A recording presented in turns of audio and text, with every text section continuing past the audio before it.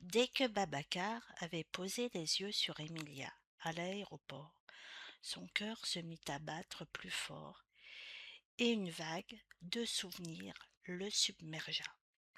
Son silence en disait plus que de simples mots. Emilia le ressentait aussi, ce serrement dans la poitrine, cette sensation indescriptible, comme le jour où Kim était venu la rejoindre sur la plage. Elle redoutait le moment de lui annoncer son départ pour Conakry. Elle savait bien qu'elle reviendrait en France, mais à cet instant précis, elle ignorait encore que son destin la conduirait vers un accord romanesque et musical à quatre mains. Babacar.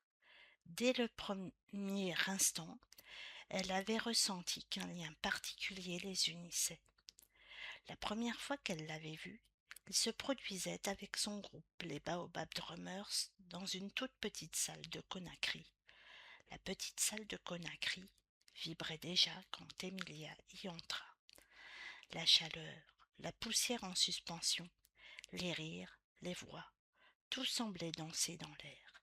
Elle s'installa discrètement au fond, son téléphone en main, prête à enregistrer chaque seconde pour Kim. Elle savait qu'il voudrait tout voir, tout entendre, tout ressentir. Sur scène, les Baobab Drummers prenaient place. Babacar, au centre, ajustait la peau de son djembé.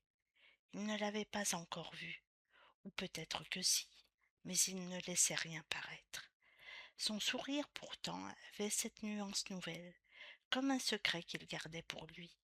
Emilia appuya sur enregistrer.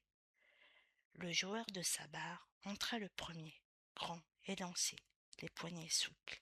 Il fit rouler ses mains dans le vide, comme pour éveiller l'air autour de lui. Le bassiste posa son étui avec une douceur presque religieuse, comme s'il déposait un enfant endormi. Le guitariste, aux dreadlocks poivre et sel, salua la salle d'un signe de tête. Un geste simple, mais chargé d'une familiarité tendre, comme si cette petite salle était une vieille amie qui l'attendait depuis toujours. Emilia sentit son cœur se serrer. Elle filmait, oui, mais elle vivait aussi. Chaque battement de tambour résonnait dans sa poitrine. Babacar leva les yeux. Cette fois, il la vit, et son sourire s'élargit, franc, lumineux, sans bonnet, sans masque, sans distance. On reprend depuis l'ouverture, dit-il, un sourire dans la voix. Le silence, avant le premier battement, fut presque sacré. Puis le djembé lança son appel. Un son profond, tellurique, qui semblait sortir du sol lui-même. Les sabbats répondirent aussitôt, nerveux, précis. La basse entra, chaude, enveloppante. La guitare tissa une ligne douce, presque nostalgique. Emilia filmait, mais ses mains tremblaient légèrement. Elle savait que Kim sentirait tout cela à travers l'écran. Elle savait aussi que quelque chose ici était en train de se jouer pour elle. Elle n'en faisait pas encore partie, pas encore. Mais la musique, elle, l'avait déjà reconnue. Elle décida de téléphoner à son manager. « Bonjour, c'est Emilia. Je crois me souvenir. Pour mon prochain album, tu voulais qu'un groupe de percussionnistes m'accompagne. Eh bien, je pense les avoir trouvés. Écoute ça. » Elle tendit son téléphone en direction du groupe de musiciens et de Babacar. Le rythme envoûtant du djembé résonnait dans le haut-parleur. On est dans le tempo de ce que je voulais.